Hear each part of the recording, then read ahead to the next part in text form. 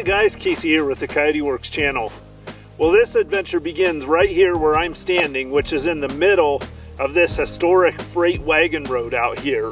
This is the spot of a freight road that began all the way back in maybe the 1860s, 1870s, and was in use all the way up into the early 1900s. Now, according to those are all sites that should be in this stretch of this old road we're going to follow today.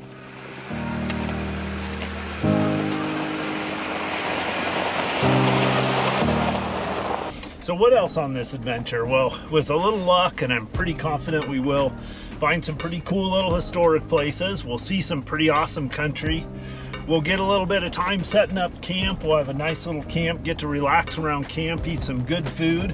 I've got actually a little kind of a special meal that my older sister prepared for me. She puts together a whole bunch of care packages for me around the holidays, so I'm really looking forward to the evening meal tonight. And other than that, we're just gonna have a good time, enjoy being out here in the middle of nowhere, doing some exploring and getting away from civilization for a couple of days.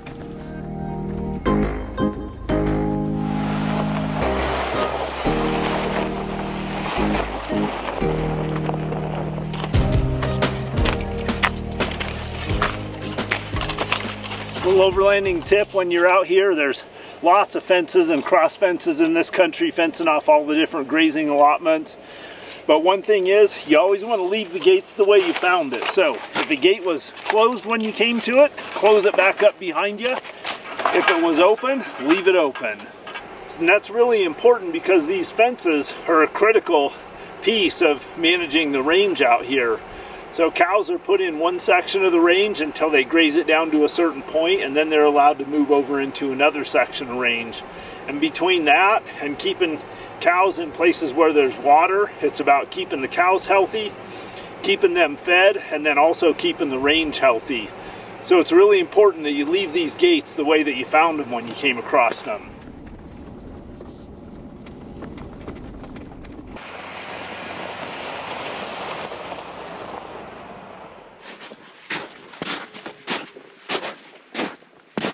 Now, I just saw another pretty good little section of this road out here I wanted to check out. Now, I just wanted to see if I could show you guys here. You should be able to see this faint little indentation right here. This is actually the old wagon road. And I don't know, it's always hard to see on the camera, but there should be a little indentation that you guys can see right here. And that is just from hundreds and hundreds of wagons driving back and forth across this road. Now, right here, if we go over a little bit, you'll see that we've actually got a little bit more modern two-track road going along here too, which is nice. We've got a few miles here where we're basically going to be able to follow that two-track road right along it. But, and again, I know it's not very pronounced, but right here you see this indentation. So we're standing on this road where teams of horses hauled freight back and forth between the major communities of Central Oregon back way before 1900 even. All right, let's jump back into the Jeep and head on. The first really cool little historic site that we want to find along here is where this road goes by the site of what I found on an old map has the location of a Prohibition era moonshine still raid. So this is a place where the local sheriffs, the revenuers actually found and raided a moonshine still site. So we're going to see if we can find it and see if we can see any traces of anything left there.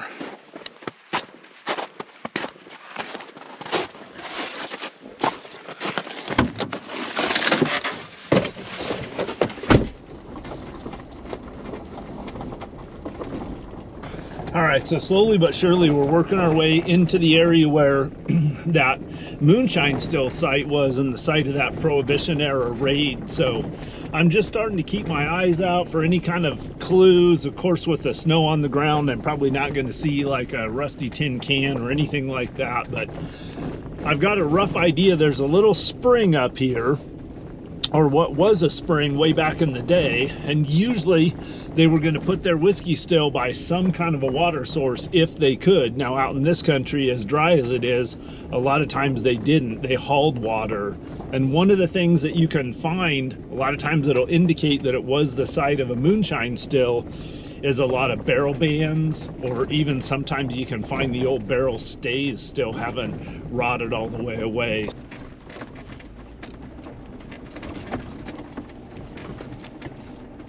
Or should be right out in the area of that Prohibition era whiskey still site. So, but we're gonna have to do a little bit of walking. It's like maybe a half mile, 3/4 of a mile or so off the road. So let's see what we can find out here.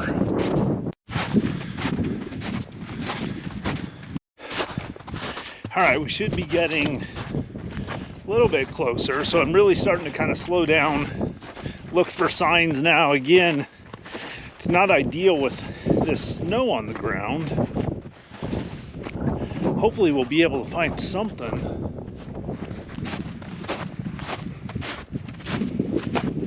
All right, we've come about another 1/4 of a mile or something, and I'm still not seeing any sign of it, but we're almost to where I have an old map marker for that spring. So this would be the most likely area for it. Someplace within reach of this old historic water source.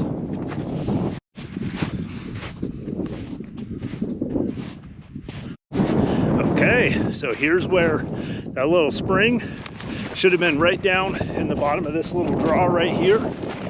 And it definitely looks like that. I see a little bit of a Great Basin wild rye sticking up there, which grows where there's water pretty close to the surface.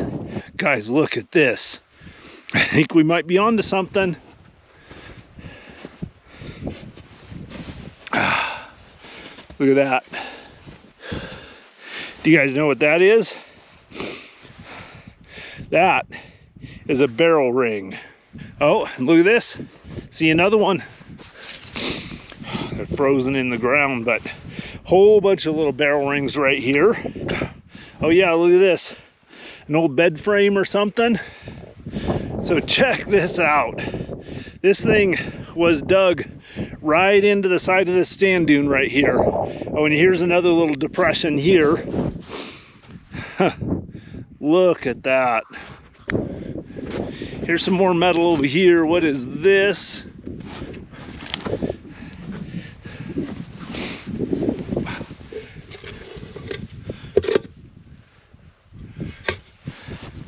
That's part of an old stove.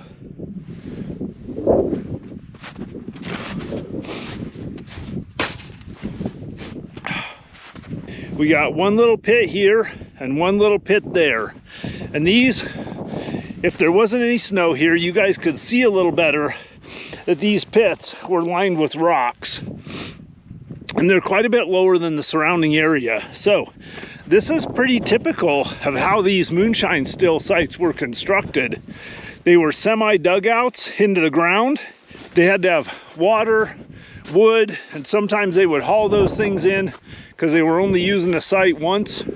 But look at this. They probably would have posted a lookout right up on top of this hill. And look how far you can see from here.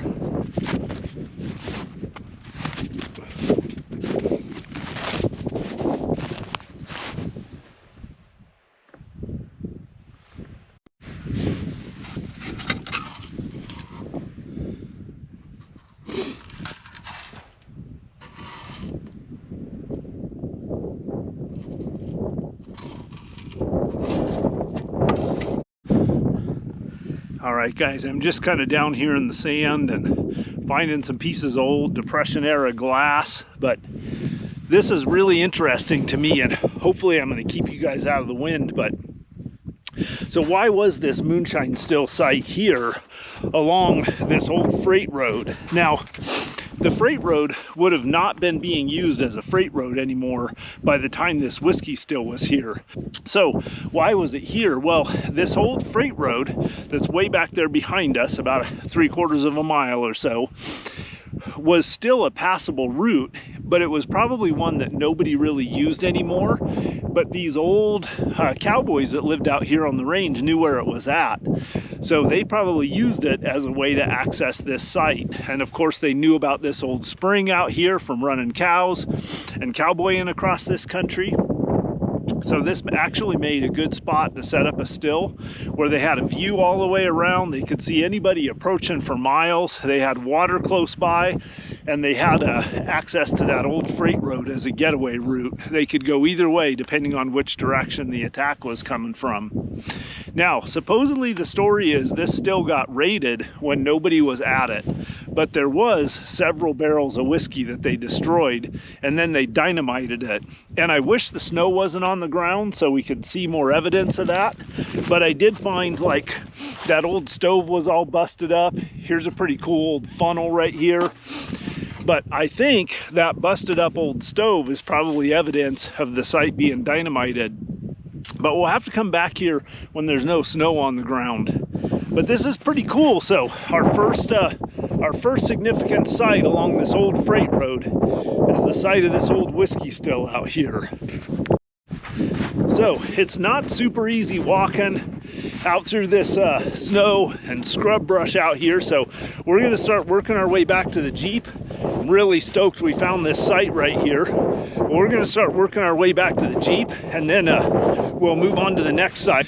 Yeah, it's interesting. A lot of people don't think of the high desert of Central Oregon as like a hotbed of moonshine activity. But what happened is prohibition hit at a time when the climate had started to change and dry out, and this country was getting harder and harder to make a living off of.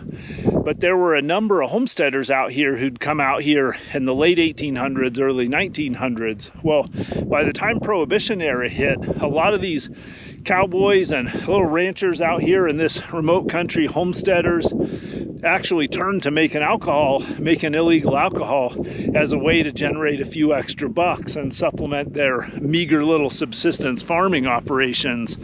So there was actually quite a bit of it going on out here. And depending on how sophisticated it was, they were either selling it to the local speakeasies and saloons in the towns out and around here, or in some cases they were selling it to major distributors who were taking it back to the cities and supplying the cities. So a lot of the moonshine that made its way back into the big cities came from all the little backwoods areas like this.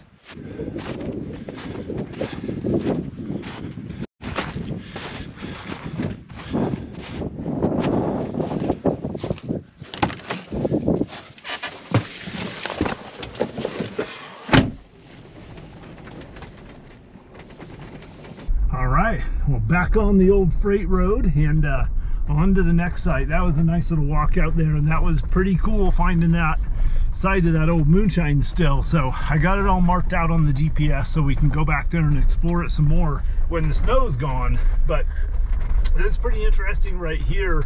I can really tell there's a nice indentation here. I can really tell I'm following the old freight road still. It's very obvious right in through here. So, as well as I've got the trace of it on an old map that's geo-referenced. Pretty cool out here, but I think we want to continue to make some pretty good time.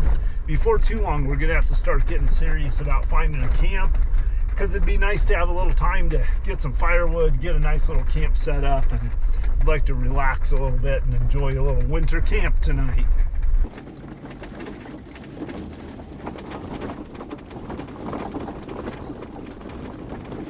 All right, well, in typical Coyote Works fashion, we are nowhere near any kind of a discernible modern road, but I can still faintly see the little trace out here. So we are following the old freight road, and I'm looking on my map. Just gotta make sure I don't get into any rocks out here. And I'm looking on my map and I have it marked out, and we are still, yeah, we are still following the trace of the old road. So man, that's pretty cool. And I'm actually recording a track, so I'm mapping it as we go out here.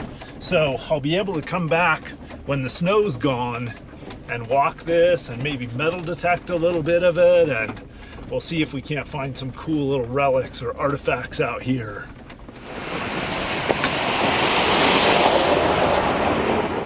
All right, right, well, this is pretty typical. So we had to reroute a little bit. The temperatures come up, it's about 42 degrees outside, and it got pretty sloppy, was getting sloppier the farther that direction I went. So we're not going to be able to get into some of the country I wanted to go in. I did a little map recon and found the potential for a couple other historic sites that are within range of us. So we're going to reroute, head over, see if we can't find them, and I'm hoping that they should actually be in kind of a decent area to camp too.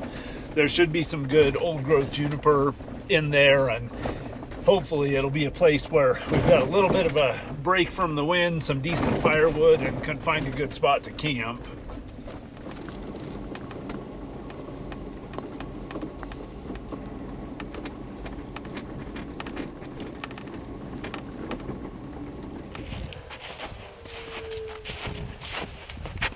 All right, it's maybe not the best spot, but it's getting dark fast, and this is looks like about the best I'm going to do for a ways. The one downside to this site is there really isn't hardly any firewood here at all, so, or at least not easy to get. So we're going to get our camp set up real quick, and maybe we can grab enough firewood to have us a little fire for at least a little while tonight. I'll tell you, one thing to love about this site though is the view out here.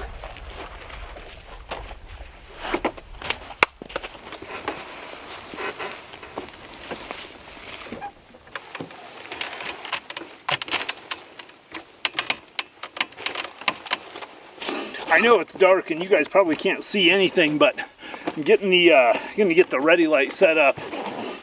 You know, we're setting up camp in the dark, and I don't even really need any light. And one of the reasons why I really encourage people to find a kind of a set of gear that works for you and get really consistent with it and comfortable with it is just for that exact reason. Like my setup, I've got it dialed so much I can set it up in the pitch black, really with no light at all. I can pretty much do it by feel. I've done it so many times.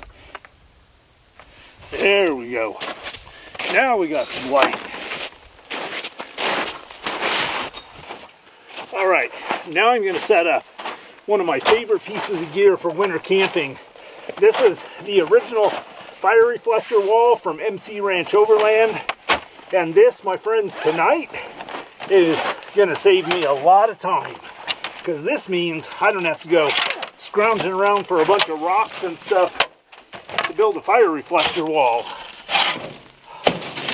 If you guys are interested in this, this is a great piece of winter camping kit. My buddy Mike at MC Ranch Overland has them. You can find him on Instagram or go on his website or shoot me a message on Instagram and I'll get you hooked up with him. But this is, you guys know how I love a fire reflector wall in front of me, and usually I'm building them, but this piece of kit saves me, gosh, it just depends, 30, 45 minutes or something in setting up camp, so really like it. All right, I have myself a blackberry bubbly. Because nothing says manly man like a blackberry bubbly. So, I told you guys I was going to have a really delicious dinner tonight. Well, my sister and brother-in-law live over in Sisters, and they started a tradition for my birthday every year, which was in October, that they have me over for dinner, and then my sister makes a whole bunch of extra things for leftovers that I can take home and freeze. So this year, one of the things she made was a big old batch of her turkey chili, and this stuff is phenomenal. So she made a big old pot full of this stuff, and then my brother-in-law Steve and I vacuum sealed a whole bunch of packets of it, single serving packets, because the vacuum seal packaging we use, I can actually just put this whole package in boiling water and cook it that way, so I don't have to dirty a dish or anything out camping. So tonight I get to have some of my sister's amazing turkey chili, and I don't even have to dirty any dishes. So I've got this little Coleman Peak white gas stove, which I'm going to cook on, and I really like this white gas stove. It has a nice simmer on it. It's cold out here. All right, so that's probably going to take 20 minutes or so, so I think we'll get us a fire going. Oh man, everyone, this is nice. Got my chili in the pot of boiling water, and it's steaming pretty good. It hasn't come to a boil yet, but we're pretty high in elevation. We're actually up around 5,000 feet here where I'm at. It's actually not extremely cold out here. I think it's just now dropping down below freezing.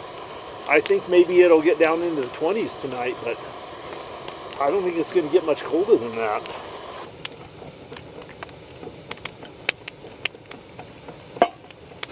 All right, guys, I think this is done.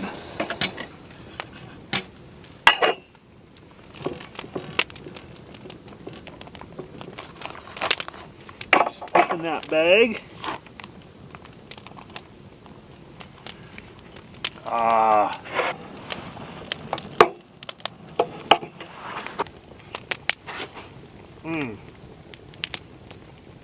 Love you, sister. This is absolutely delicious.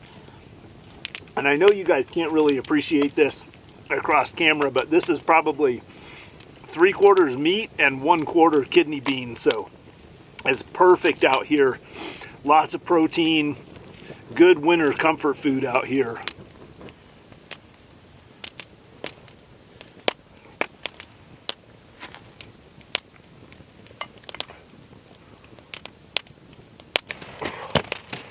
Oh man, I couldn't be much more perfect. That was a delicious meal. Well, this is the time of night in front of the fire when I'm just relaxing, got all my dishes done, getting ready to enjoy the fire a little bit before I crawl up into the rooftop tent. So I just want to say thank you to all of you that contributed to the Gas and Tires Fund by clicking on the PayPal donate link in the description down below. I really appreciate all those contributions. Not only do they go into gas and tires, but mainly what they go into is they go into all of the cameras, the GoPros, the drones, all of the stuff to film these adventures out here. So really appreciate those contributions. They really help keep my channel free and independent. Really appreciate every single one of those contributions. I know that I don't put out a ton of content, so I really appreciate you guys being patient with me. For those of you that do enjoy my content and would like to make a monetary contribution to my channel, there is a PayPal donate link in the description down below. And with that, I'm just going to sit here and enjoy the fire.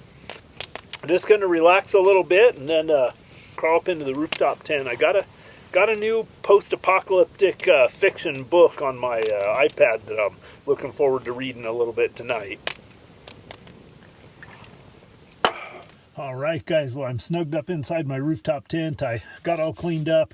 I put on some long handles to sleep tonight. I've got a 20-degree sleeping bag.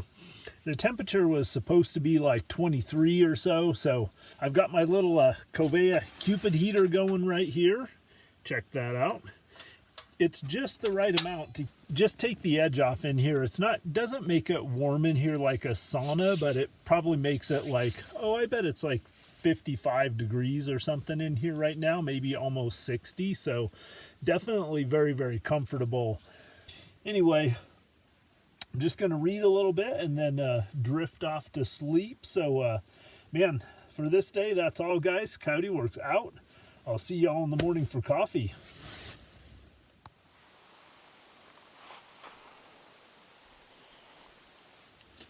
All right, so I'm gonna have my first little bit of coffee and a little bit of snack. So for a snack, I'm having this, I get these individually packaged pieces of Riff's bacon. I don't know if you guys can see that, but it's Riff's bacon. You can get them on Amazon. There's actually a store here too, locally, that have them, but they're basically just these individually wrapped pieces of bacon. If cold bacon doesn't sound fantastic to you guys, you gotta try this. It is really good. There you go. Riff's bacon. And then we're just gonna put one of these instant packets of Black Rifle coffee in a water bottle, shake it up. And that'll be our first caffeine for the day, our first taste of that nice strong coffee.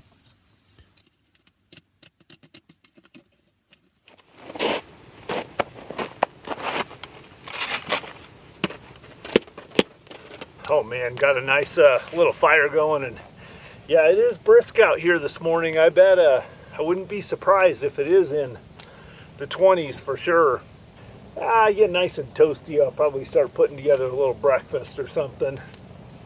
But for now, I'm just going to enjoy. This is a phenomenal view out here. Looking out across this dry lake bed out here. Trees rimmed on the other side. Backed up against this short little rim rock behind me. Just tough to come across a better place than this to wake up in the morning.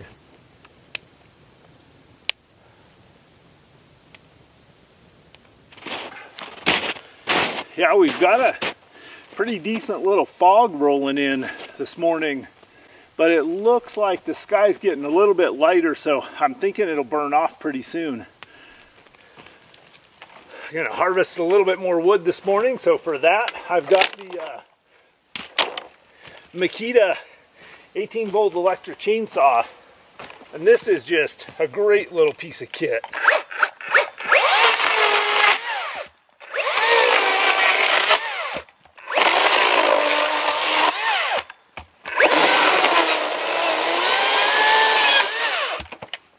So I just harvest dead limbs off of some of these big old juniper trees. Won't hurt the tree at all. They're limbs that are completely dead. We're just going to gather up a little bit more firewood to give us enough to last for another hour or two this morning.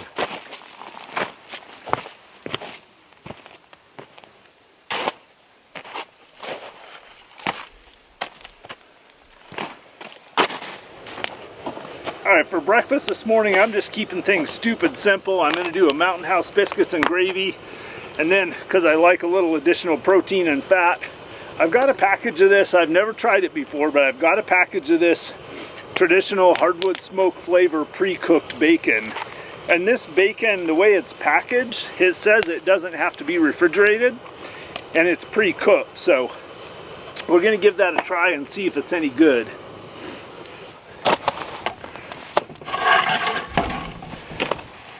So I just put my piping hot biscuits and gravy right on top of that pre-cooked bacon, and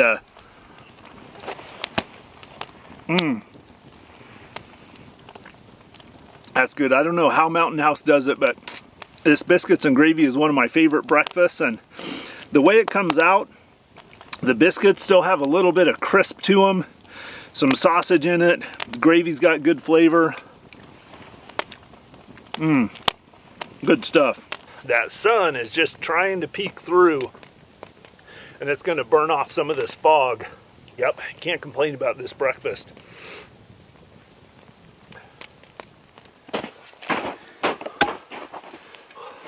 Been trying out a couple of new pieces of Pioneer kit gear on this trip. This is a folding shovel and axe, little camp axe from a company called Bare Bones. Now, I've had a couple other little pieces of gear from Bare Bones, and I really like it. They make kind of a modern take on older style gear, so they use a lot of wood. They make a Pulaski that's pretty cool. I checked out, a friend of mine had it, so I decided to get their shovel and their camp axe to give those a try.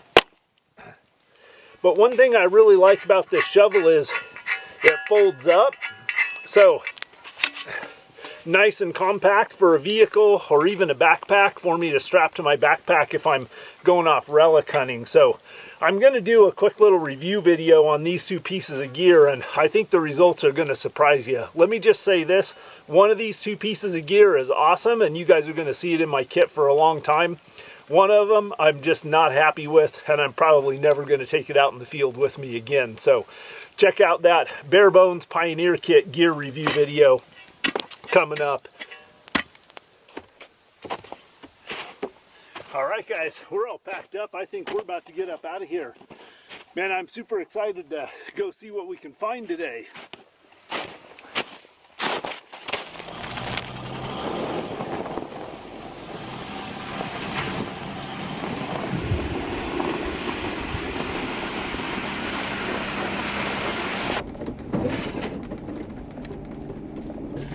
All right guys, we are on the road. So we're basically going to skirt around the edge of this lake that we camped on, and hopefully it'll be nice and firm out here, and we'll be able to just, the nice thing about the lake bed is it's not rocky. It's a fairly smooth, flat surface. So we're going to use this lake bed to navigate our way around to the other side here.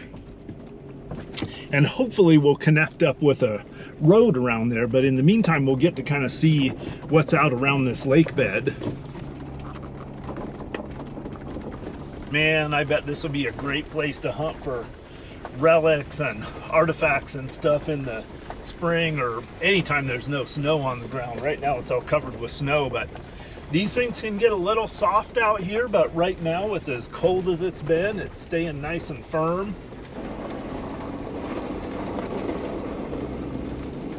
We're working our way out towards where that next homestead site is, but man, I'm just really enjoying some of this country in between. And if nothing else, this is going to be a great area to come back and explore. I can see a lot of old growth juniper stands up on the hillsides, and this would have been great country to homestead for the sheep herders around the early 1900s, late 1800s, to graze sheep out here, and potentially even cattle.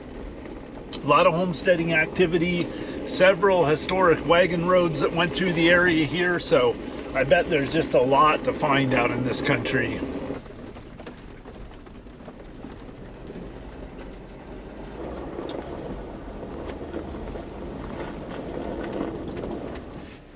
We gotta check something out, guys. I just saw something really interesting.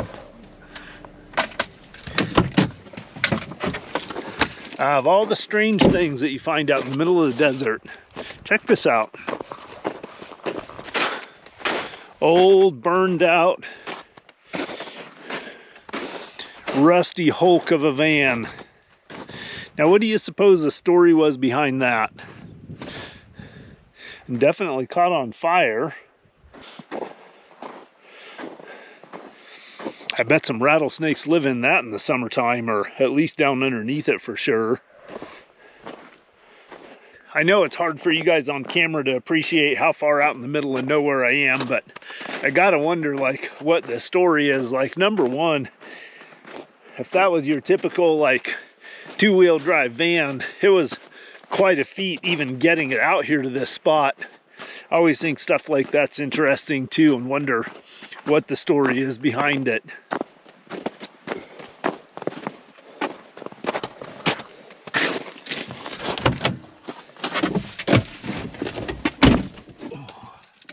All right, onward and upward.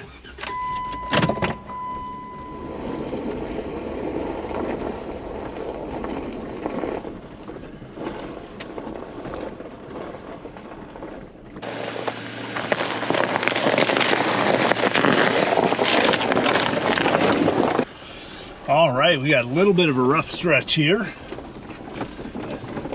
think I've got just enough clearance.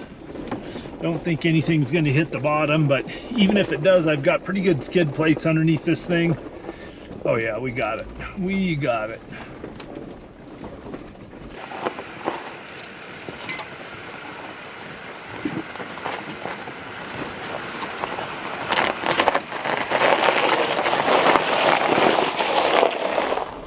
All right, guys, we're back on that old freight road, and we're actually approaching the site of what was, I'm not sure if it was a stage stop or just a pretty significant homestead.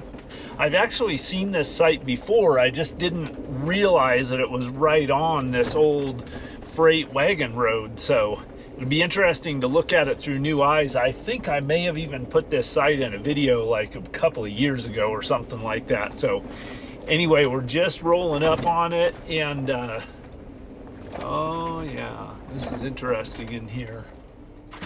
All right, guys, let's jump out real quick and I'll show you this site here. But yeah, it is interesting. I forgot how extensive this is.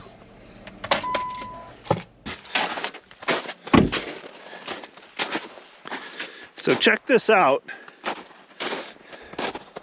So we got this nice site up on this rise, but check out this this rock wall that's built all the way around it. Of course, there's some old boards in the ground there.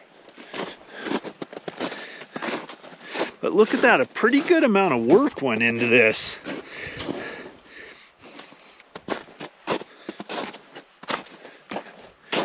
And then right here, here's the foundation. some kind of a root cellar deal right here. You can see a couple of the old timbers that used to shore it up. And there's actually, when the snow's not on the ground, I can see, I don't know if the camera can, but I can see the stones around there, which are making up the edge of the, what was the foundation of the homestead. So there was a homestead that sat right here, and then it was at least partially surrounded by this rock wall. And I don't know if you guys can see this, but right out across there, there's a track. That track is that old freight wagon road. Look at that old wood stove, or what's left of it. So this place sat overlooking that old freight road that came, well, see that butte right over there? There's a well at the base of that butte that was for sure a known stage stop on that old freight road. It was also a stage road. It was also a Pony Express route. It was basically one of those major roads that connected several of the significant communities back in the day, which included communities like Primeville and Lakeview and Silver Lake, places like that. And here's the other corner of that wall. So this wall, you know, probably walls off a quarter of an acre or something like that. So I got to tell you guys, this is pretty cool. I've found little bits and pieces of some of these historic sites out here over the years, but it's cool to finally have the pieces coming together where I have a pretty long, legitimate stretch of that freight road and then several known stops along it. So the missing piece was I wasn't 100% sure where that freight road went, but man, I actually met a contact that works with a, well, she does archaeology work, and she shared with me some clues that allowed me to be able to hone in on where exactly this wagon road was. And that really was the missing piece that I needed to connect all of these sites for sure.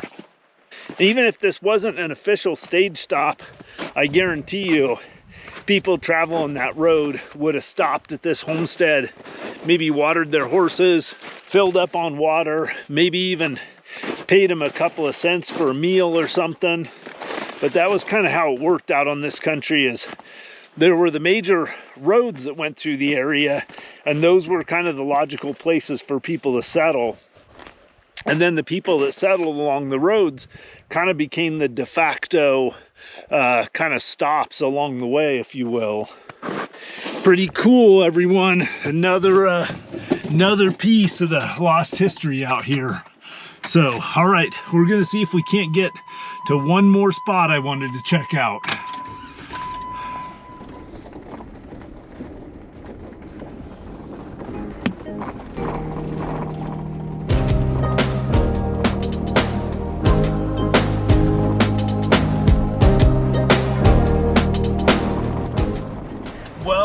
I'm back out on a little bit more of a main road anyway. It's a little bit more than just a two-track road, and it is just sloppy and messy, and it is getting softer by the minute. So I don't think it's a good call to try to get out to that last place where I wanted to find that site. So I think I'm just going to start working my way back towards the pavement. I've got about an hour left to drive on these backcountry roads before I hit pavement. And I think I'm just going to kick back, drink some coffee, and enjoy the scenery along the way. So that's probably about a wrap for this adventure. I hope you guys all enjoyed joining me. I know I sure enjoyed having you along. I look forward to your comments, your questions.